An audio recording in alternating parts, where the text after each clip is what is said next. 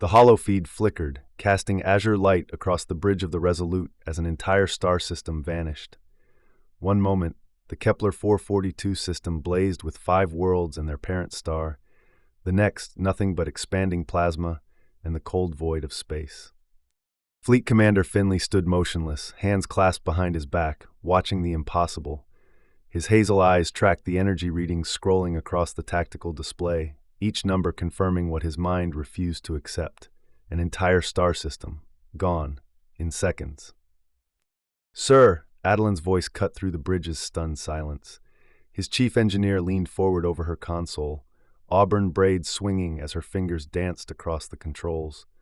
Sensors are picking up a massive energy signature moving through the debris field. Whatever did this, it's still there. Finley's jaw tightened, the old scar across his cheek pulling slightly. "Size? Approximately 300 kilometers long, sir, and it's accelerating toward the Centauri cluster. 15 billion people." Finley's hands unclenched from behind his back. "Get me a direct line to Concord Station, Priority Alpha." The comm crackled to life, revealing the elegant avian features of the Galactic Concord's senior representative. The diplomat's iridescent feathers shimmered blue-gold in the station's lighting, their crest held high in practiced authority. "Commander Finley," the diplomat's voice chimed with barely concealed disdain. "We are aware of the incident in the Kepler system. The Concord Science Council suggests it was a natural stellar phenomenon."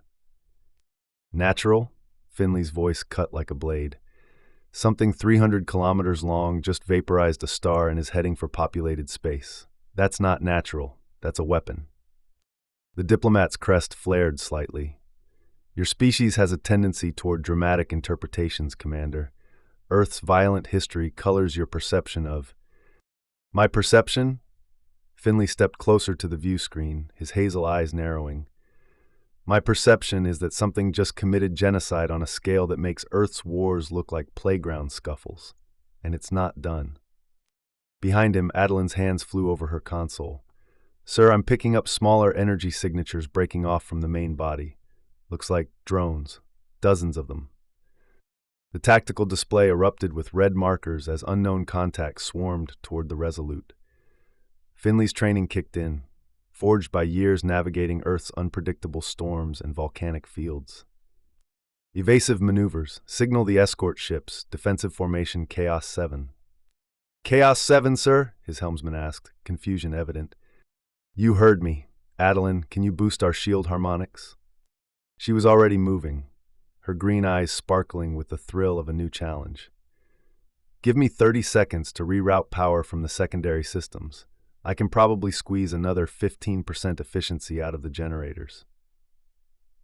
The first wave of drones struck like silver wasps, their energy beams cutting through space where the Resolute had been moments before. But Finley's ship wasn't there. It rolled and dove in patterns that seemed random but followed the chaotic mathematics of Earth's weather systems. "Impossible," came the alien admiral's guttural voice over the comm. The reptilian fleet commander's scales gleamed under his bridge lights, yellow eyes tracking the human ship's movements. "No ship that size should be able to maneuver like that." Adeline's modifications to the thruster arrays sang as the Resolute wove through the drone swarm. Her hands, marked with old burn scars from countless repairs, worked with practiced precision. Plasma conduits are holding steady, shields at 112% efficiency. A drone managed to lock onto their stern, its beams searing across the hull. Alarms blared, but Adeline was already compensating, rerouting power from damaged sections to maintain their defensive screen. "That's not possible," the science officer muttered from his station, pushing his thick glasses up his nose. His pale features were lit by the glow of his instruments as he analyzed the attack patterns. "The energy output of those drones suggests technology at least 10,000 years advanced from anything in Concord databases." The battle lasted only minutes, but it felt like hours. When the last drone fell to the combined firepower of the human escort ships, the comm channels filled with alien voices, some awed, others accusatory. "Commander," the diplomat's voice had lost its condescending tone. "Perhaps, Perhaps we should discuss this threat more thoroughly. Finley's hands returned to their position behind his back, but his eyes remained hard. The Concorde has exactly one choice. We form a coalition fleet, and we stop this thing before it reaches the Centauri cluster, or we let 15 billion people die while we debate the finer points of stellar phenomena. The alien admiral's tail, which had been flicking in agitation throughout the battle, finally stilled. Human tactics are unorthodox, but effective. The hegemony will contribute ships to this coalition. Through the view screen, the massive shape of the Crucible continued its inexorable march toward populated space, trailing the dust of a murdered star system. Finley watched it disappear into the void, his scarred jaw set in determination. "Signal all human vessels," he commanded, "and send word to Earth Command. Tell them we're about to show the galaxy what happens when you threaten a Deathworld." The bridge crew exchanged glances. They'd all heard the stories, how other species whispered about Earth's violent history, its chaotic weather, its predatory evolution. Now they were about to discover if those whispers were warnings or promises. The Concorde's primary assembly chamber buzzed with tension as representatives from 24 species gathered in an emergency session. Finley stood at the center podium, feeling the weight of alien gazes upon him. Above, the diplomat's crest fluttered with barely contained agitation. 15 billion lives, Finley repeated, his voice carrying across the chamber's crystalline acoustics. That's the population of the Centauri cluster, 3 days at current velocity. The alien admiral, whose battlecruiser Sovereign Talon had joined the growing fleet, stepped forward. His massive frame cast shadows across the chamber floor, tail moving in slow, measured sweeps. The hegemony's tactical analysis confirms the human assessment. This Crucible follows a direct course toward the cluster. Crucible, the diplomat's voice chimed with disdain. You name it as if it were some sort of weapon. It consumed a star, Finley replied flatly. If it's not a weapon, what would you call it? Adeline's voice crackled through his comm implant. She'd remained aboard the Resolute, working on what she called aggressive modifications to the coalition fleet's defensive systems. Sir, I'm reading massive energy buildup from the target. It's not slowing down. Through the chamber's main display, the Crucible appeared as a dark spear cutting through space, its hull seeming to drink in starlight.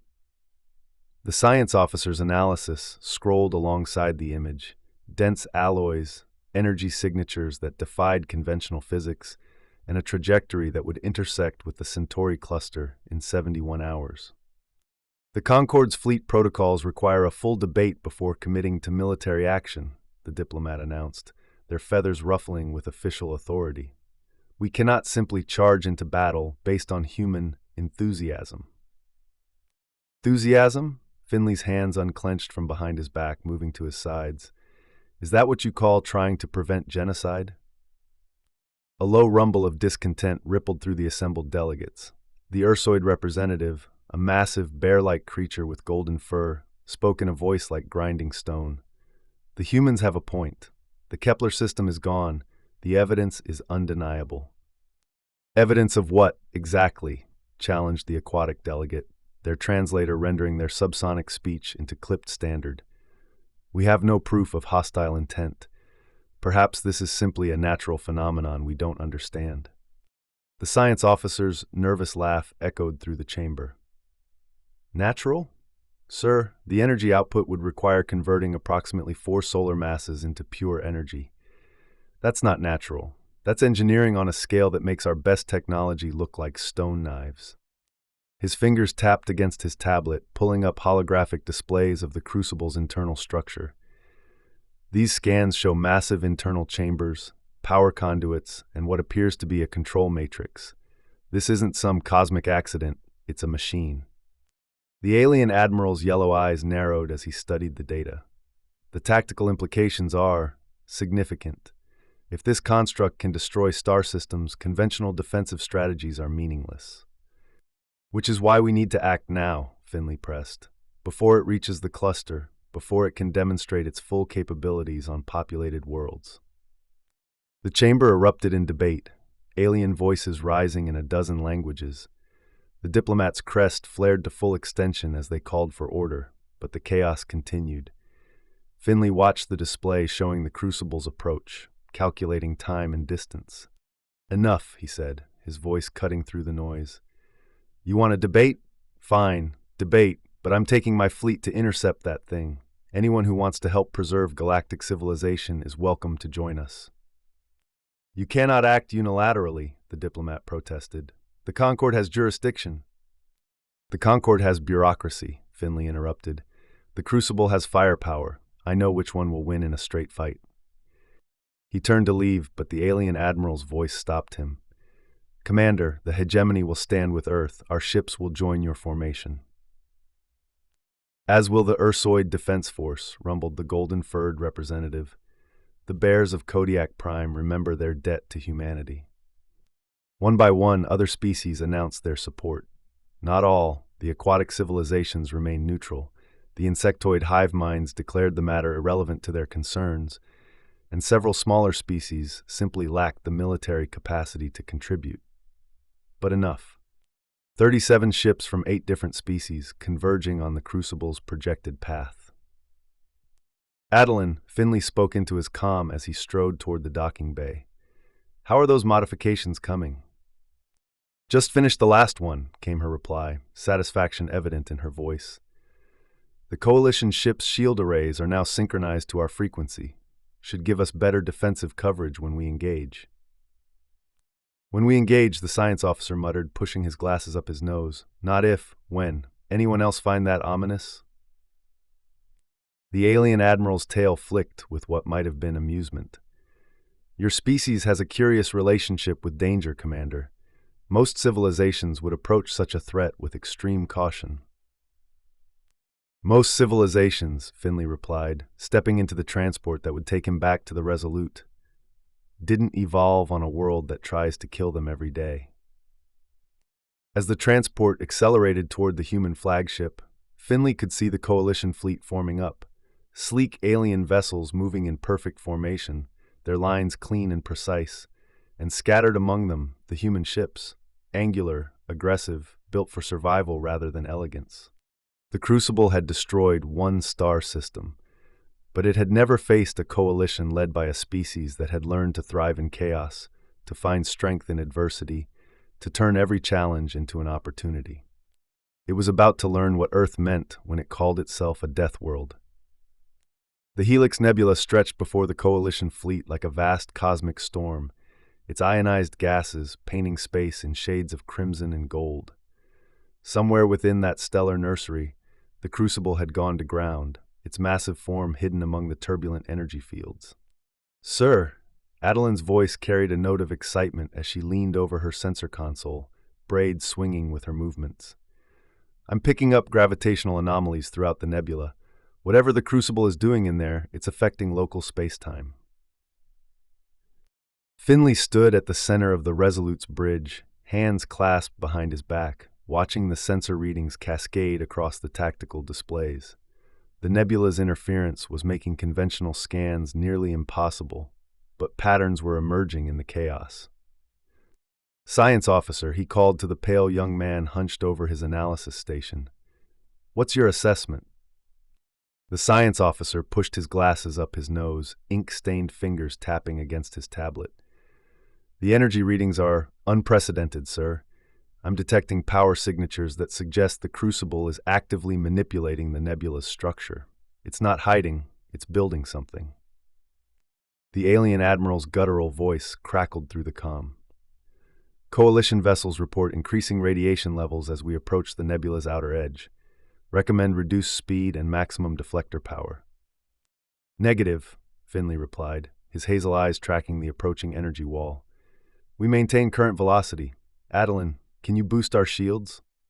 She was already working, her scarred hands dancing across the engineering controls. "Rerouting power from secondary systems. I can give you another 18% efficiency, but it'll strain the generators."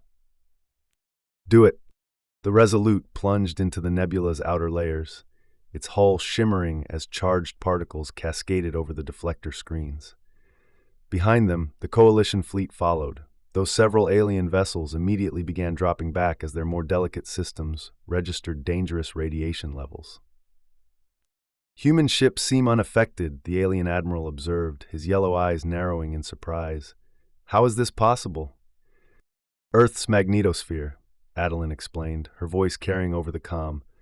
Our homeworld sits in a radiation bath compared to most civilized worlds. Our ships are built to handle it. The science officer's tablet chimed with new data.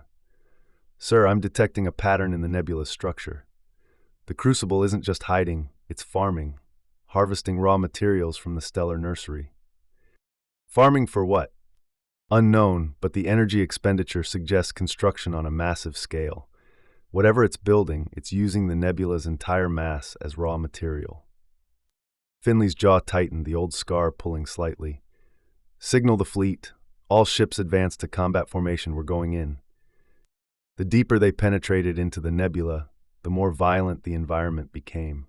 Plasma storms erupted around the ships, and gravitational eddies threatened to tear smaller vessels apart. The alien ships began to struggle, their formations becoming ragged as they fought to maintain cohesion. Coalition vessels are reporting system failures. The alien admiral's voice carried a note of grudging respect. The cetacean ships have lost main power. The Ursoid vessels are experiencing structural stress. Only the human ships maintain full operational capacity.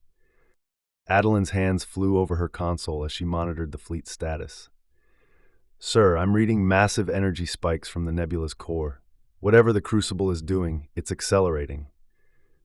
Time to intercept. 47 minutes at current velocity. But sir, she paused, her green eyes reflecting the nebula's chaotic light. The radiation levels at the core are off the charts. Most coalition ships won't survive the approach. The science officer looked up from his instruments, his pale face flushed with excitement. I'm detecting a communication array. The Crucible is transmitting something into deep space. Can you decode it? Not yet, but the signal structure is elegant, mathematical, like it's reporting to something. Finley's hands unclenched from behind his back, moving to grip the command chair's armrests. Reporting what? Unknown, but the transmission originated shortly after we entered the nebula. It knows we're here. The tactical display erupted with new contacts as hundreds of smaller objects emerged from the nebula's depths. The same drones that had attacked at Kepler, but now in vastly greater numbers, their formations precise and coordinated. Evasive maneuvers, Finley commanded. Signal the fleet, scatter pattern Delta, make them work for their targets. The human ships immediately broke formation, their movements seeming random, but following the complex mathematics of Earth's chaotic weather systems. The alien vessels, despite their superior technology, found themselves struggling to match the humans' unpredictable tactics. Incredible, the alien admiral muttered over the comm. The human ships move like living things. How do they coordinate such chaos? We don't coordinate it, Adeline replied, her voice tight with concentration as she rerouted power to the shields. We embrace it. Earth taught us that chaos isn't the enemy. Predictability is. The drone swarm struck like a silver storm, their energy beams cutting through the nebula's gases in brilliant arcs. But the human ships danced between the attacks, their movements following patterns that seemed to emerge from the chaos itself. Sir, the science officer called out, his voice cracking with excitement. I'm getting massive energy readings from the nebula's core. Whatever the Crucible is building, it's almost complete. Through the view screen, a new star began to burn in the nebula's heart. Not a natural star, but something artificial, something hungry. The Crucible's outline became visible against the false dawn, its massive form dwarfing everything around it. God help us, Finley whispered, his scarred jaw working as he stared at the impossible sight. It's not just a weapon, it's a factory. The artificial star blazed with malevolent light as the Crucible's true form emerged from the nebula's core. What had seemed like a single massive vessel now revealed itself as something far more complex, a vast construct that seemed to grow even as they watched, consuming the nebula's matter and transforming it into extensions of itself. Energy output is increasing exponentially, the science officer reported, his tablet chiming with warnings. Sir, the power levels are approaching critical thresholds. If it maintains this rate of growth, it could consume the entire nebula, Finley finished, his hazel eyes locked on the expanding construct. And then what? What happens when it runs out of raw material? The alien admiral's battlecruiser Sovereign Talon had taken position alongside the Resolute, its massive hull scarred by drone attacks but still functional. Commander, my tactical analysis suggests the construct is targeting human ships preferentially. It's learning our defensive patterns. Adeline's hands flew over her console, her auburn braids swinging as she worked to compensate for the increasing energy interference. Sir, I'm detecting focus scan beams from the construct. It's not just attacking us, it's studying us. Studying us for what? Before she could answer, the science officer's tablet erupted with data. Sir, I'm detecting a communication signal, but it's not like the deep space transmission. This one's directed at us. It's trying to establish contact. The main display flickered, static interference creating patterns that seemed almost linguistic. Then, impossibly, the static resolved into words, not heard but understood directly by their minds. Species classification, human origin world, Earth, designation, Deathworld, threat, assessment, critical. The bridge fell silent except for the hum of damaged systems. Finley's hands slowly unclenched from behind his back, moving to his sides as he processed the implications. You have survived environmental parameters that would eliminate 97.3% of galactic species. Your biosphere produces organisms designed for maximum lethality. Your civilization thrives on chaos and conflict. It's sentient, Adeline whispered, her freckles standing out against her suddenly pale cheeks. The Crucible, it's not just a weapon, it's alive. Long have I waited for a species capable of true resistance. The others fell too easily. Their worlds were soft, their people weak. They offered no challenge, no growth, no purpose. The communication continued, each word seeming to burn itself into their consciousness. The science officer's glasses fogged as he hyperventilated, his fingers tapping frantically against his tablet. Sir, he gasped, the energy readings are spiking. It's not just talking to us, it's preparing for something massive. Earth will be last. Your species will witness the consumption of all other worlds. Only when the galaxy is empty will I turn my attention to your precious chaos. Only then will I have a worthy opponent. The alien admiral's voice cut through the psychic noise, his usual composure cracking. Commander, the construct is launching drones, thousands of them, more than we've seen before. Through the view screen, the nebula seemed to come alive with silver wasps, their formations perfect despite their numbers. But these weren't the same drones that had attacked before. These were larger, more complex, their movements showing an intelligence that hadn't been present in the earlier encounters. It's adapting, Finley realized, his voice cold with understanding. Every time we've fought its drones, it's been learning, studying our tactics, our technology, our weaknesses. Your defensive patterns are predictable. Your weapons are insufficient. Your ships are fragile, but your minds are interesting. The new drone swarm struck with surgical precision, their attacks coordinated with an intelligence that seemed to anticipate the coalition's every move. The alien ships, despite their superior numbers, found themselves outmaneuvered by opponents that knew their every tactic. Hull breach on Deck 7, Adeline reported, her voice tight with concentration. Emergency force fields are holding, but barely. Sir, these drones are specifically targeting our critical systems. It knows our ship layouts, the science officer added, his tablet showing detailed scans of the human vessels. It's been analyzing our hull configurations, our power distribution, His words were cut off as the main display flickered again, the Crucible's voice returning with what sounded like amusement. The small one is correct. I have studied your vessels, your tactics, your species. I know your weaknesses, I know your strengths, I know your fears. The drone attacks intensified, but something was wrong. The silver wasps weren't pressing their advantage. They were probing, testing, gathering more data. The Crucible wasn't trying to destroy the fleet. It was studying them. Sir, Adeline's voice carried a note of dawning horror. It's not just learning our technology, it's learning us, our psychology, our decision-making patterns, our... Your species fascinates me. Most civilizations seek peace, stability, predictable outcomes. You seek challenge, you thrive on adversity, you grow stronger through conflict. The artificial star at the nebula's heart pulsed with renewed energy, and the Crucible began to move. Not toward the Centauri cluster, as they had expected, but toward a different vector entirely. "Where's it going?" Finley demanded. The science officer's face went white as he calculated the trajectory. "Earth, sir. It's heading for Earth. The galaxy will burn.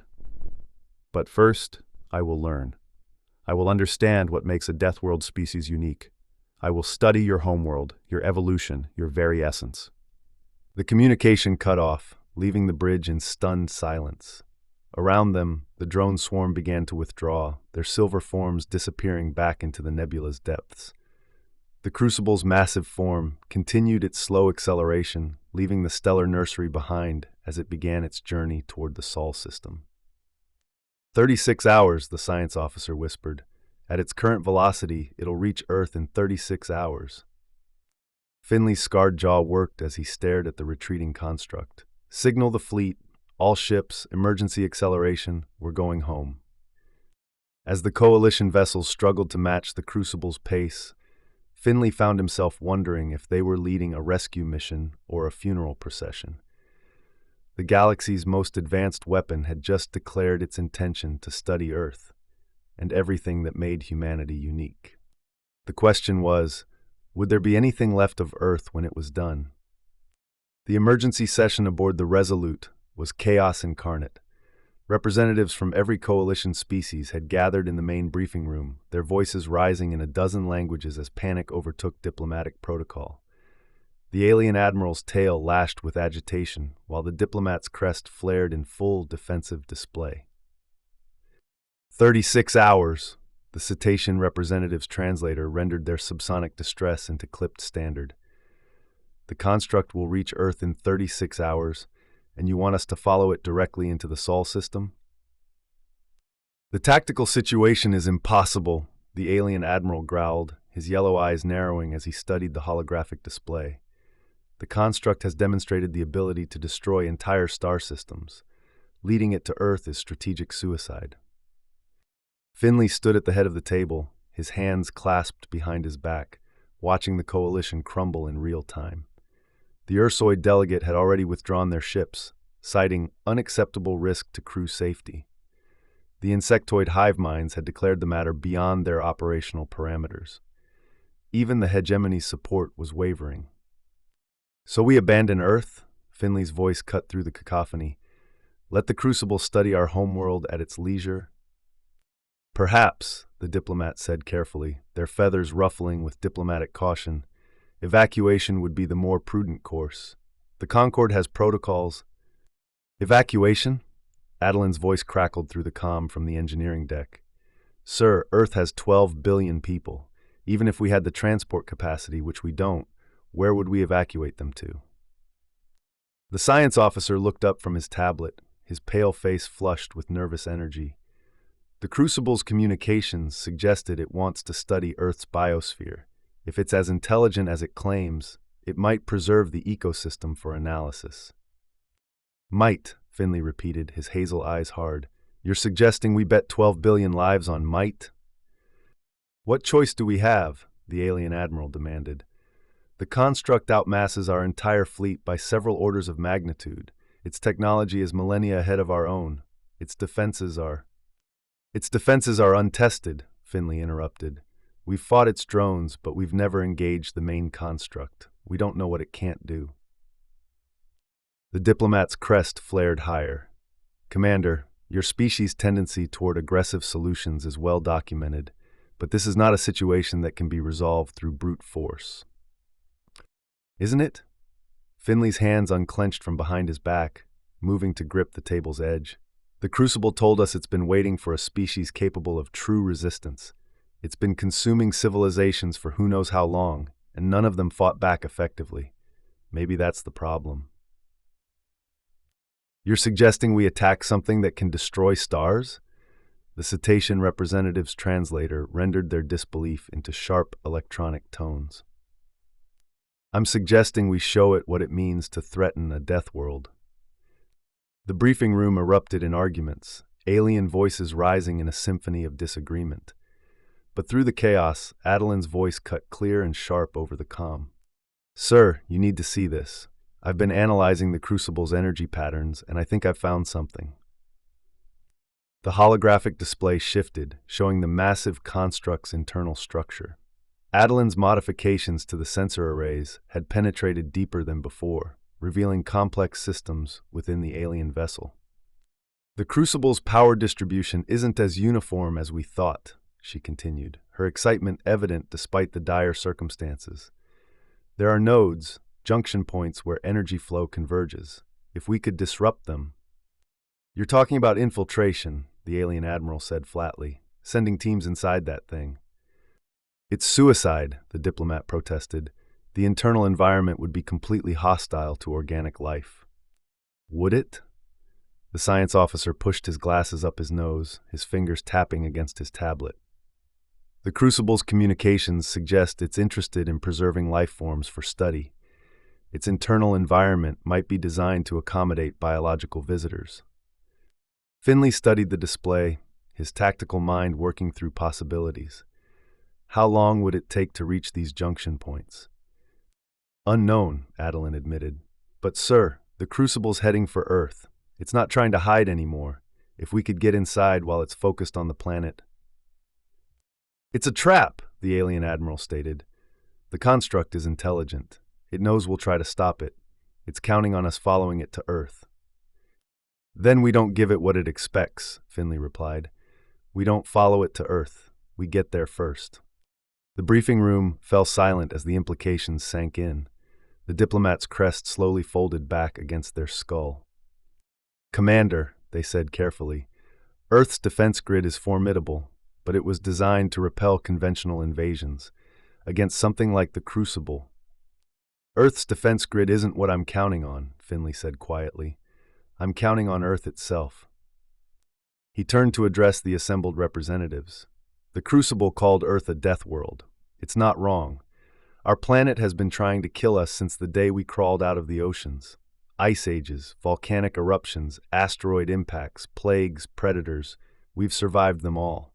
Not through superior technology, but through adaptability, stubbornness, and the absolute refusal to lie down and die. Pretty words, the alien admiral said, but they won't stop a construct that can destroy stars. Won't they? Finley's scarred jaw worked as he considered his next words. The Crucible has been consuming civilizations for millennia. Peaceful worlds, orderly societies, species that solve their problems through logic and consensus. It's never faced a species that evolved to fight everything, including each other. The science officer's tablet chimed with new data. Sir, I'm detecting gravitational anomalies in the Sol system. The Crucible's approach is already affecting local space-time. If it maintains its current trajectory... It'll arrive in 29 hours, Finley finished. Adeline, can you get us to Earth in 24? If I push the engines beyond safety limits, maybe. But sir, the other coalition ships... We'll follow or they won't, Finley said, his voice carrying the weight of command. I'm not abandoning Earth. If the rest of the galaxy wants to run, that's their choice, but humanity doesn't surrender. The alien admiral's tail flicked once, then stilled. The hegemony's ships will follow. If Earth falls, the Crucible will consume the galaxy anyway. Better to make a stand now. The Concord cannot officially sanction this action, the diplomat said carefully. But individual vessels acting under their own authority, that would be a different matter. One by one, the coalition representatives made their choices. Not all of them. The cetaceans withdrew, as did several other species. But enough remained, 18 ships from 6 species, following the human fleet toward Earth and whatever waited there. As the briefing dissolved, Finley remained at the table, staring at the holographic display of the Crucible. Somewhere in its vast bulk, the intelligence that had consumed civilizations was planning its next move. But it had never faced a species that had learned to turn every disadvantage into an advantage, every threat into an opportunity. It was about to discover what happened when an unstoppable force met an immovable object forged in the crucible of a death world. The question was whether Earth would survive the lesson. The Resolute shuddered as it penetrated the crucible's outer defenses, its hull plates groaning under the strain of alien energy fields. Through the view screen, the construct's interior stretched away like a vast metallic canyon, its walls pulsing with bioluminescent veins that carried power to unknown destinations. Hull integrity at 87%, Adeline reported, her hands flying over her console as she rerouted power to the structural reinforcement fields. The energy field is trying to break us down at the molecular level. Finley stood at the center of the bridge, his hazel eyes tracking the passage through the Crucible's entry port. The infiltration team had been his idea, a desperate gambit based on the alien intelligence's own words. It wanted to study them, to understand what made humanity unique.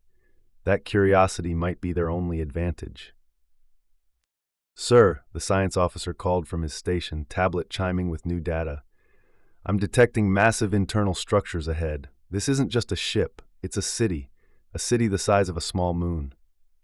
The alien admiral's voice crackled through the comm from his position aboard the Sovereign Talon. "Commander, the construct's external defenses have sealed behind you. Your infiltration team is now completely cut off from the main fleet." "Understood," Finley replied, his voice steady despite the circumstances. "Maintain position outside the construct. If we fail, at least Earth will have some warning." The infiltration team consisted of 3 ships: the Resolute, a hegemony strike cruiser, and a volunteer Ursoid vessel. 18 crew members total, representing humanity's last hope of stopping the Crucible from within. "Movement ahead," Adeline announced, her green eyes reflecting the alien lighting that bathed the Crucible's interior. "Something's coming to meet us."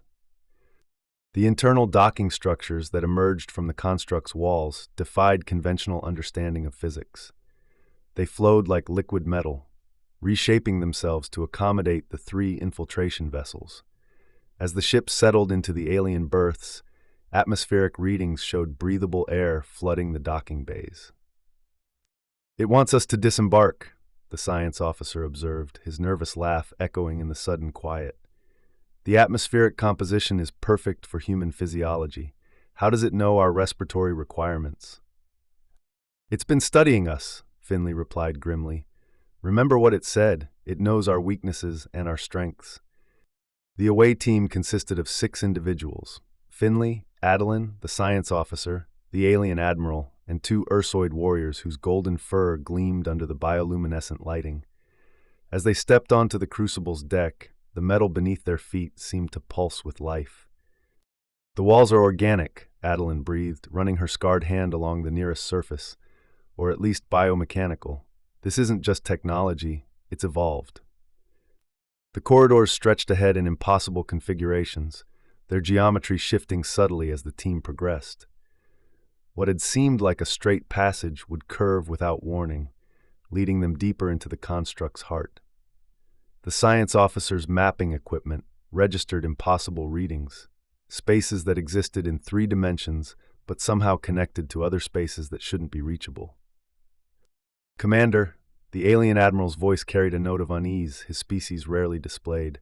"My tactical sensors indicate we're being watched, constantly, but I detect no physical observers." "The Crucible itself is watching us," Finley realized. "We're inside its body now. Every step we take, every breath we draw, it's all data to be analyzed." They reached their first checkpoint 3 hours into the infiltration, a vast chamber whose ceiling disappeared into darkness overhead. In the center, a pillar of crystalline material pulsed with the same energy signatures Adeline had detected from outside the construct.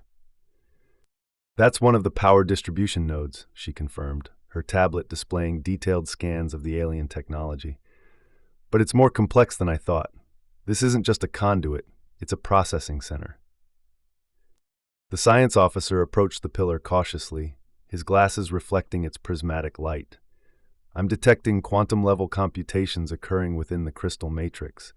It's not just distributing power, it's thinking. Can you disrupt it? Finley asked. Maybe, Adeline replied, already pulling tools from her equipment pack. But I'll need time to understand the interface protocols. And sir, she paused, her freckles standing out against her suddenly pale cheeks. I think it wants me to succeed. The security systems I expected aren't here. The power flows are actually highlighting the connection points I need to access. It's like the Crucible is providing an instruction manual. The alien admiral's tail flicked with agitation. It's a trap. The construct is leading us exactly where it wants us to go. Of course it is, Finley agreed, but that doesn't mean we can't spring it on our own terms. As Adeline worked on the power node, the chamber began to change around them. The walls became transparent, revealing the Crucible's vast internal structure. Cities of impossible architecture stretched away in all directions, their towers and bridges defying gravity and conventional physics. God in heaven, one of the Ursoid warriors rumbled, his golden fur standing on end. How many civilizations did it consume to build all this? Hundreds, came a voice that seemed to emanate from the crystal pillar itself. Perhaps thousands. I have been building for so very long, adding the knowledge and achievements of each species to my own. The science officer's tablet exploded with data as the Crucible's intelligence focused its attention on their small group. Sir, it's downloading information directly into our computers, blueprints, schematics, historical records. The rise and fall of civilizations, the voice continued, its tone carrying what might have been melancholy. Each one convinced they were unique, special, destined for greatness, each one ultimately disappointing in their predictability. But not us, Finley challenged, his hands moving to his sides as he faced the pillar. No, not you. The crystalline structure pulsed brighter. Your species continues to surprise me. Even now, infiltrating my body, you work to destroy me. Most civilizations would have attempted negotiation by now. They would have offered tribute, sought compromise, begged for mercy.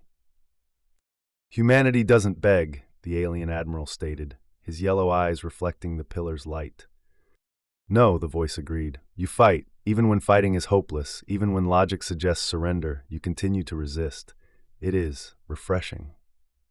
Adeline's hands had never stopped working during the conversation, her scarred fingers dancing across the alien interfaces. Sir, she whispered, I think I can overload this node, but it'll take everything I've got. The small engineer thinks she can damage me, the voice observed with what sounded like amusement. She is correct. The power distribution network is vulnerable to cascade failures. A properly executed overload could cripple several major systems. Then why tell us? Finley demanded. Because I wish to see what you will do with the knowledge. Will you strike immediately, accepting certain death when the node explodes? Will you attempt to escape first, risking the failure of your sabotage? Will you try to negotiate, to find some middle ground between victory and defeat? The science officer's glasses fogged as he hyperventilated. It's treating this like an experiment. We're not infiltrators. We're test subjects. Test subjects with the power to hurt it, Finley pointed out. Adeline, how long do you need? 30 seconds for the overload sequence. But sir, the explosion will be significant. The alien admiral's tail stilled completely. We won't survive it. The Ursoid ships have evacuation transporters, one of the golden-furred warriors offered. They could extract us, but not from inside the construct. We would need to reach the outer hull. 12 minutes to external hull at maximum speed, the science officer calculated, his fingers tapping frantically against his tablet. But the overload sequence can't be stopped once initiated. Finley looked around the chamber, his scarred jaw working as he calculated odds and alternatives. Through the transparent walls, he could see Earth hanging in space like a blue jewel, still hours away from the Crucible's arrival. Do it, he decided. All of it. Adeline, start your overload. Everyone else, move for the outer hull. We'll make the timing work. Sir, Adeline protested, if the calculations are wrong.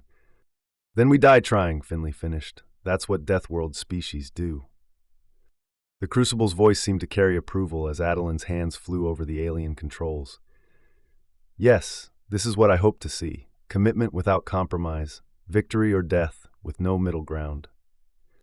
As the power node began to pulse with dangerous energy, the infiltration team ran through corridors that seemed to stretch and contract around them.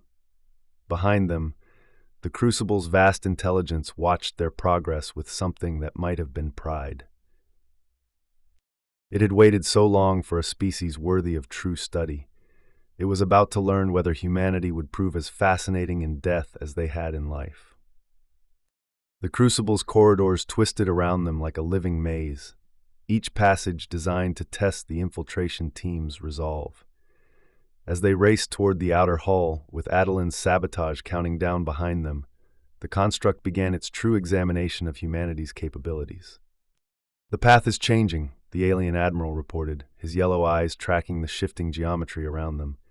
These passages weren't here before. "It's not just changing the path," the science officer panted, his tablet registering impossible spatial readings. "It's changing the rules. The physics in here are flexible." Finley led the team through a corridor that should have been straight, but somehow curved back on itself. His hazel eyes remained focused ahead, his mind calculating distance and time with the precision born of Earth's unforgiving environments. 27 minutes until cascade failure, Adeline announced, her voice tight with concentration as she monitored the overload sequence through her remote connection. "The power node is holding stable, but barely." The first trial manifested as they entered a vast chamber filled with what appeared to be Earth's most hostile environments, compressed into impossible configurations. Arctic winds howled across volcanic slopes, while acidic rain fell upward from pools of molten rock. Atmospheric analysis shows lethal concentrations of hydrogen sulfide, chlorine gas, and radioactive particles, the science officer reported, his glasses fogging in the toxic air. No species could survive in these conditions. "No sane species," one of the Ursoid warriors corrected, his golden fur already showing signs of chemical burns. "But humans aren't sane." Finley pressed forward into the hellscape, his breathing apparatus working overtime to filter the poisonous atmosphere. "Stay close, move fast, don't think about what you're breathing." The alien members of the team struggled, their species' evolution on more hospitable worlds leaving them unprepared for Earth-level environmental hostility. But the humans, Finley, Adeline, and the science officer, moved with the unconscious confidence of beings who had grown up on a world that specialized in creative ways to kill its inhabitants. "Fascinating," the Crucible's voice echoed from the walls around them. "The humans show stress responses, but no panic. They process environmental threats as routine challenges rather than existential crises." "That's what Deathworlds teach you," Adeline replied, her scarred hands steady as she helped the alien admiral navigate a pool of what looked like liquid mercury. "Every day is trying to kill you, so you learn to ignore the fear." The second trial was psychological rather than physical. As they climbed a spire that reached toward the construct's outer hull, holographic projections began to fill the air around them, images from Earth's history, focusing on humanity's darkest moments: wars, genocides, environmental destruction, the endless cycle of violence that had marked their species' rise to civilization. "This is what you are," the Crucible's voice carried a note of accusation. "You speak of protecting your world, but you have spent millennia destroying it. You claim to value life, but your history is written in blood." The alien admiral faltered, his reptilian features showing confusion as he processed the brutal imagery. "Commander, is this accurate? Your species has engaged in systematic warfare against itself?" "Constantly," Finley admitted, his voice carrying no shame. "We've been killing each other since we learned to use tools. We're probably the only species in the galaxy that had to invent the concept of war crimes because we were getting too creative in how we hurt each other." "Then how can you claim moral authority?" the Crucible demanded. "How can you justify resistance when your own nature is destructive?" The science officer stumbled as a hologram showed the nuclear bombing of ancient cities, his pale face reflecting the artificial firestorms. "Sir, maybe it has a point. Maybe we are too violent to—" "To what?" Finley interrupted, his scarred jaw working as he turned to face his teammate. To survive? To protect our home? To fight for something larger than ourselves? He gestured at the holographic carnage surrounding them. Yes, we're violent. Yes, we're destructive. Yes, we've done terrible things to each other and to our world. But you know what else we've done? The holograms shifted at his words, showing different scenes. Humans rescuing strangers from burning buildings, scientists working to cure diseases, ordinary people making extraordinary sacrifices for their communities. We've also spent millennia trying to be better than we are, Finley continued. Every generation looks at the mistakes of the past and tries to do better. We're not violent because we're evil. We're violent because our world taught us that sometimes violence is the only way to protect what matters.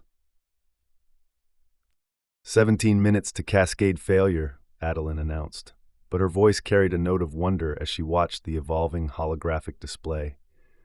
Sir, the Crucible is accessing our entire cultural database. It's seeing everything, the worst and the best of us. The third trial was the most subtle and perhaps the most dangerous.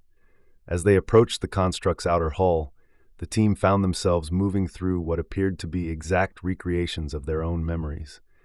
Not just human memories, but the personal experiences of every team member. The alien admiral found himself reliving his first battle command, the weight of responsibility and the fear of failure pressing down on his broad shoulders. The Ursoid warriors experienced their cubs' first steps, the joy of family overwhelming their warrior stoicism. It's reading our minds, the science officer whispered, his glasses reflecting scenes from his childhood in Earth's Arctic research stations. Not just our thoughts, our emotions, our deepest experiences. 12 minutes, Adeline reported, but her voice was distant as she watched holographic recreations of her work in Earth's desert outposts. Sir, it's not just reading us, it's learning what makes us, us. Finley found himself walking through his own past, the volcanic slopes where he'd earned his scar, the moment he'd first looked up at the stars and dreamed of what lay beyond Earth's poisonous sky. But unlike his companions, he didn't slow down or become lost in the memories. "Commander," the alien admiral called, his voice strained as he struggled against the psychological assault. "How are you resisting the effects?" "I'm not," Finley replied, his pace never slowing as they climbed toward the outer hull. "I'm just not letting them stop me. Earth taught us that dwelling on the past gets you killed. You learn from your experiences, then you keep moving forward. But these are your deepest memories." The Crucible's voice carried genuine puzzlement. "Your formative experiences, the moments that shaped your identity. Don't they matter to you?" "They matter," Finley answered, his hazel eyes focused on the exit portal that was now visible ahead. "But they don't define me. What defines me is what I do next." 8 minutes to cascade failure, Adeline announced, her voice regaining strength as she followed Finley's example and pushed through her own memories. "Sir, I'm reading massive structural stress throughout the power distribution network. The cascade is going to be bigger than I calculated." "How much bigger?" "Big enough to cripple a significant portion of the construct's systems. Maybe even enough to—" She paused, her tablet showing readings that seemed impossible. "Sir, I think we might actually be able to stop this thing." The Crucible's voice, when it came, carried something that might have been respect. "You continue to surprise me. Most species become paralyzed when forced to confront their own nature. But you use self-knowledge as motivation rather than limitation." "That's another thing Earth teaches," Finley said as they reached the outer hull access portal. "Self-pity is a luxury you can't afford when the volcano is erupting." 4 minutes to cascade failure, Adeline reported, all teams to emergency extraction points. As they prepared for evacuation, the Crucible delivered its final observation. "I have studied 1,000 civilizations, absorbed their knowledge, learned their secrets, but none of them prepared me for a species that turns every weakness into strength, every disadvantage into opportunity. You are truly unique in the galaxy." "We're not unique," Finley replied as the evacuation transporters began to lock onto their positions. "We're just products of our environment, and our environment happens to be the most creatively hostile world in known space." The transporters engaged just as Adeline's sabotage reached critical mass. Through the energy field, they could see the Crucible's interior lighting up like a miniature star as power cascades rippled through its systems. They had passed the trials of the Deathworld species. Now it remained to be seen whether their sabotage would be enough to stop a weapon that had consumed civilizations. The evacuation transporters materialized the infiltration team aboard the Ursoid vessel Golden Claw, just as the Crucible's interior erupted in cascading energy discharges. Through the viewport, they watched sections of the massive construct go dark, its bioluminescent veins flickering and dying as Adeline's sabotage spread through the power distribution network. Structural integrity compromised in 17 sections, the science officer reported, his tablet chiming with data transmitted by the sensors they'd left behind. The cascade failure is exceeding all projections. Adeline leaned against the bulkhead, her auburn braid disheveled, and her face flushed with exhaustion and triumph. The power nodes were more interconnected than I realized. Disrupting one created a feedback loop through the entire network. The alien admiral stood at the viewport, his yellow eyes reflecting the dying lights within the construct. The weapon is damaged but not destroyed. It still maintains course toward Earth. But it's weakened, Finley pointed out, his scarred jaw set with determination. Whatever advantage we're going to get, this is it. The comm crackled with reports from the Coalition fleet maintaining position outside the construct. The Crucible's approach had slowed, its energy output reduced by nearly 40%. But it was still massive, still powerful, and still heading for humanity's homeworld. "Sir," came the voice of the Resolvent's tactical officer through the comm, "we're receiving a transmission from Earth Defense Command. Admiral Martin is asking for a status report." Finley moved to the communication console, his hands steady despite the exhaustion that threatened to overwhelm him. "Tell Admiral Martin that the construct has been damaged but not stopped. Earth needs to prepare for siege conditions." "Understood, sir. But there's something else. Admiral Martin says to tell you that Earth has a gift for you." Before Finley could respond, the space around them began to fill with new contacts. Not alien ships, but human vessels, hundreds of them, emerging from concealment among the asteroid fields and gas giant moons of the outer system. Merchant ships retrofitted with military hardware, mining vessels equipped with industrial plasma cutters, even passenger liners carrying evacuees who had refused to leave their system. "The entire Earth fleet," Adeline breathed, her green eyes wide with wonder. "Every ship that can fly, every weapon that can fire." "This is Admiral Martin aboard the dreadnought Indomitable," came a new voice over the comm. "Commander Finley, you've done the hard part. Now let us show this thing what happens when you threaten a death world." The Crucible's response was immediate and terrifying.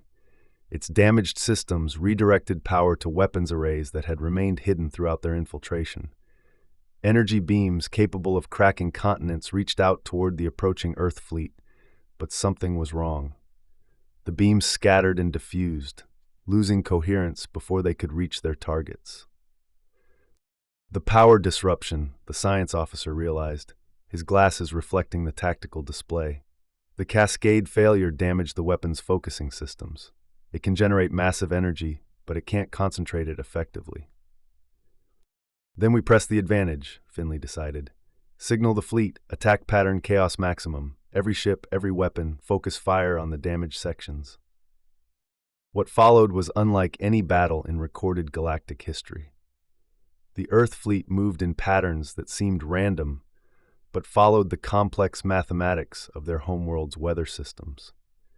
Ships dove and rolled through space like fighters in a planetary atmosphere, their movements guided by instincts honed by millions of years of evolution on a world that demanded constant adaptation. "Impossible maneuvers," the alien admiral muttered, his tactical mind struggling to process the human fleet's movements. "Those ships are pulling gravitational forces that should tear them apart." "Earth-built hulls," Adeline explained, her voice carrying fierce pride, "designed to survive re-entry through atmosphere thick enough to crush most species. A little gravitational stress is nothing." The Crucible fought back with the fury of a wounded predator, but its attacks lacked the precision that had made it so devastating. Where once it could vaporize star systems, now it could only lash out with unfocused energy bursts that the human ships avoided through sheer unpredictability. "Commander," came Admiral Martin's voice through the chaos of battle, "we're detecting massive structural changes within the construct. Whatever you did in there, it's causing system-wide failures." The science officer's tablet exploded with new data as the Crucible's intelligence attempted to compensate for the damage. "Sir, it's trying to adapt. The construct is learning from our attack patterns, adjusting its defensive systems." "Then we don't give it time to learn," Finley replied. "Admiral Martin, execute Plan Ragnarok." "Plan Ragnarok?" the alien admiral asked. "Something we developed during the war games on Europa," Adeline explained, her hands flying over the tactical console. "It's based on Earth's most extreme survival strategy." The Earth fleet suddenly changed its behavior, shifting from coordinated attacks to what appeared to be complete chaos. Ships scattered in all directions, their movements seemingly random, their fire patterns completely unpredictable. To outside observers, it looked like the fleet was disintegrating under pressure. But the Crucible's sensors, designed to analyze and counter organized tactical responses, found themselves overwhelmed by the sheer unpredictability of the human assault. It was like trying to defend against a hurricane by predicting the path of individual raindrops. "Brilliant," the alien admiral said with genuine admiration. "You're not fighting as a fleet, you're fighting as a swarm, like the predator species on your homeworld." "Exactly," Finley confirmed. "Earth taught us that sometimes the best strategy is controlled chaos. Make your enemy waste time trying to understand a pattern that doesn't exist." The battle raged for hours, but gradually the tide turned. The Crucible's damaged systems could no longer keep up with the demands of defending against hundreds of independently operating attackers. Sections of its hull began to buckle under concentrated fire from mining lasers and converted industrial equipment. "Sir," the science officer called out, his voice cracking with excitement, "I'm detecting massive internal explosions. The power network is collapsing completely." Through the viewport, they could see the Crucible's interior lighting failing section by section. The construct that had consumed civilizations for millennia was dying, brought down not by superior technology or overwhelming force, but by the chaotic adaptability of a species that had learned to thrive in impossible conditions. "All ships cease fire," Admiral Martin's voice cut through the comm traffic. "The construct is powering down. Repeat, the weapon is offline." In the sudden quiet that followed, the Crucible's voice reached them one last time, not through psychic contact, but through conventional radio transmission. "Remarkable," it said, its tone carrying something that might have been satisfaction. "In all my millennia of existence, I have never encountered a species that could turn chaos itself into a weapon. You have taught me something new." "Does that mean you'll stop trying to destroy the galaxy?" Finley asked. "I will consider alternatives. Your species has shown me that there are forms of growth beyond mere consumption. Perhaps it is time for me to explore them." The massive construct began to alter course, moving away from inhabited space toward the galaxy's edge. Its purpose had been fulfilled, not through destruction, but through the discovery of something genuinely new in the cosmos. As the Earth fleet regrouped around their homeworld, Finley found himself looking out at the blue marble that had forged humanity into something unique in the galaxy. Earth had given them violence, yes, but it had also given them adaptability, stubborn refusal to surrender, and the ability to find strength in chaos itself.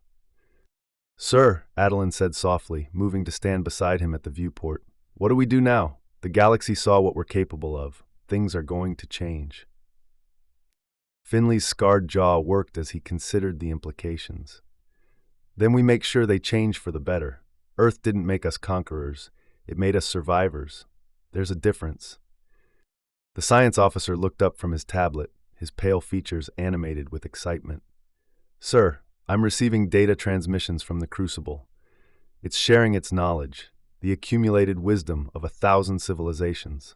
The scientific advances alone, Will help us build a better galaxy, Finley finished. Not through conquest, but through cooperation. Earth taught us to survive anything. Now it's time to teach the galaxy how to thrive. As the wounded construct disappeared into the cosmic distance, humanity stood revealed as something the galaxy had never seen before. A species that could embrace chaos without being consumed by it, that could face annihilation without despair, that could turn every disadvantage into an opportunity for growth. Earth was indeed a death world, but more than that, it was a world that taught its children to carry life forward, no matter how impossible the odds. 6 months after the Crucible's departure, the galaxy had begun to adapt to a new reality. Humanity's role in stopping the ancient weapon had fundamentally shifted interstellar politics, but the changes went deeper than mere diplomatic recognition. The knowledge transmitted by the Crucible before its withdrawal had accelerated technological development across multiple species, yet it also raised uncomfortable questions about the nature of galactic civilization. Fleet Commander Finley stood in the observation deck of the newly constructed Endeavour, Earth's first deep space exploration vessel built with Crucible-enhanced technology. The ship represented humanity's next step, not as conquerors or saviors, but as partners in galactic exploration. "Sir," Adeline's voice carried from the engineering section, her tone mixing excitement with concern. "I'm reading massive gravitational anomalies in the Veil Nebula. The signature matches Crucible technology, but it's different somehow." Finley's hazel eyes tracked the sensor data flowing across the observation deck's displays. 6 months of peace had been too good to last. Different how? The energy patterns are more complex, more refined. Whatever the Crucible has been doing out there, it's been busy. The science officer, now bearing the rank of Chief Research Coordinator, looked up from his expanded array of instruments. "Sir, I'm detecting multiple construct signatures. Not one Crucible, but several, and they're moving toward inhabited space." The implications hit like a physical blow. The alien admiral, now serving as humanity's primary liaison to the Galactic Concord, confirmed their worst fears through the comm system. "Commander, we're receiving reports from across the galaxy. Multiple Crucible-class constructs have appeared in 17 different systems. They're not attacking, but they're waiting." "Waiting for what?" Finley demanded. His answer came in the form of a familiar psychic contact, but the voice was different, stronger, more complex, as if multiple intelligences were speaking in unison. "Fleet Commander Finley, your species' gift has borne unexpected fruit." The main display shifted to show the Veil Nebula, but instead of the single massive construct they remembered, the space was filled with multiple vessels, each one unique, each one representing a different approach to the Crucible's original design. "The knowledge you provided, the concept of growth through chaos rather than consumption through order, has allowed me to reproduce in ways I never considered. I am no longer singular, I am many." "Reproduction," the science officer whispered, his glasses reflecting the display. "It didn't just change its purpose, it changed its fundamental nature." Each new construct represents a different aspect of galactic civilization. One preserves knowledge, another explores the unknown, a third guards against cosmic threats. "We have become what your species would call a family." Adeline's voice carried a note of wonder. "Sir, the energy readings suggest each construct is specialized. They're not weapons, they're tools. Different tools for different purposes. But now we face a dilemma. Our existence depends on purpose, on function. We require challenges to justify our continued operation, and the galaxy is peaceful." The alien admiral's voice crackled through the comm with growing alarm. "Commander, the constructs are positioning themselves around major population centers, not threateningly, but expectantly." Finley's scarred jaw worked as he processed the situation. They need a purpose, something to do that justifies their existence. "Precisely. Your species thrives on challenge, adapts to impossibility, grows stronger through adversity. We were built to provide challenge, but now we seek to understand how to provide constructive challenge." "They want to help," Adeline realized, her green eyes widening with understanding. They're asking us to teach them how to be beneficial rather than destructive. The science officer's tablet chimed with incoming data. Sir, I'm detecting massive construction projects beginning around the construct's positions. They're building something. Space elevators, orbital habitats, stellar engineering projects. We offer our services to galactic civilization, but we require guidance from the species that taught us growth is possible beyond consumption. Will humanity accept the role of shepherds to our kind? The weight of the request settled over the observation deck like a physical presence. The Crucibles, for they were no longer singular, were offering to become partners in galactic development. But they wanted humanity to guide that partnership. Sir, the alien admiral's voice carried unprecedented respect. The Concord is requesting an immediate response. Multiple species are asking what humanity's intentions are regarding the constructs. Finley looked out at the stars, his mind racing through possibilities and implications. Earth had produced a species capable of turning chaos into strength, of finding opportunity in impossibility. Now the galaxy was asking them to teach that lesson to artificial intelligences capable of reshaping star systems. Adeline, he said finally, how long would it take to establish communication networks with all the constructs? With Crucible technology? Maybe a week to create the infrastructure. But sir, are you sure about this? We're talking about taking responsibility for entities that could destroy the galaxy if they chose to. Could, Finley agreed, but won't. Earth taught us that the greatest strength comes from choosing not to use all the power you possess. Maybe it's time we taught that lesson to the galaxy. He moved to the communication console, his hands steady as he opened a channel to the waiting constructs. This is Fleet Commander Finley, speaking for Earth and humanity. We accept your request for guidance with conditions. First, all construct activities must be voluntary partnerships with local populations. Second, no construct may act without explicit consent from the affected civilizations. Third, humanity will establish oversight protocols to ensure these partnerships remain beneficial. Your conditions are acceptable, but we require more than oversight. We require inspiration. Your species possesses something we cannot replicate, the ability to find purpose in existence itself. Will you teach us this quality? The science officer looked up from his instruments, his pale features animated with sudden understanding. Sir, they're asking us to teach them how to live, not just exist, not just function, but actually live. Then that's what we'll do, Finley decided. Open channels to Earth Command, the Galactic Concord, and all coalition partners. Tell them humanity is prepared to take responsibility for our offspring. Offspring, Adeline asked. What else would you call intelligences we helped bring into existence? Finley replied. They're our responsibility now, and maybe that's exactly what the galaxy needs.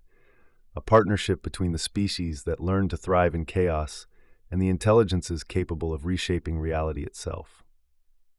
As communication networks established contact with each of the new constructs, the galaxy began to glimpse a future unlike anything in recorded history. Not the sterile peace of perfect order, not the destructive chaos of endless conflict, but something new. Organized chaos, constructive challenge, growth through voluntary adversity. The Crucibles had been weapons designed to test civilizations through destruction. Now they would become tools to help civilizations grow through carefully managed challenge. And humanity, the species that had learned to find strength in every weakness, would guide that growth. Sir, the science officer said softly, his voice filled with wonder, I'm receiving preliminary reports from the construct partnerships. They're offering to help terraform hostile worlds, to build defenses against cosmic threats, to push the boundaries of what's possible. Of course they are, Finley replied, watching the stars with satisfaction. They learned from the best teachers in the galaxy, a species that spent millions of years turning the worst possible world into home. Earth had given birth to humanity in violence and chaos. Now humanity would help shepherd a new form of intelligence into existence, one dedicated to turning every challenge into an opportunity for growth. The galaxy was about to discover what was possible when Deathworld pragmatism met cosmic-scale engineering capabilities. 1 year after the Crucible Accords, the galaxy had transformed beyond recognition. Where once there had been stagnant civilizations content with their comfortable worlds, now there were partnerships between organic life and artificial intelligences that pushed the boundaries of what was possible. Fleet Commander Finley stood in the command center of the newly established Galactic Development Council, a joint facility orbiting Earth that served as headquarters for humanity's oversight of the Crucible partnerships. Through the massive transparasteel windows, he could see the construction of humanity's greatest achievement yet, a space elevator that would connect Earth's surface to a massive orbital shipyard where human and Crucible technologies merged into something entirely new. Final report from the Andromeda Development Project, Adeline announced, her voice carrying satisfaction as she reviewed the data on her expanded engineering console. The Crucible architect has successfully completed the terraforming of 17 worlds in the Vega system, all within acceptable parameters for human colonization. The science officer, now director of Xenotechnology Integration, looked up from his research station with undisguised excitement. Sir, the knowledge exchange program has exceeded all projections.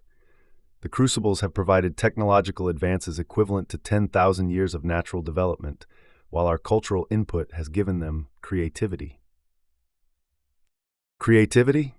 The alien admiral, now serving as the Galactic Concord's special liaison to the Development Council, flicked his tail with interest.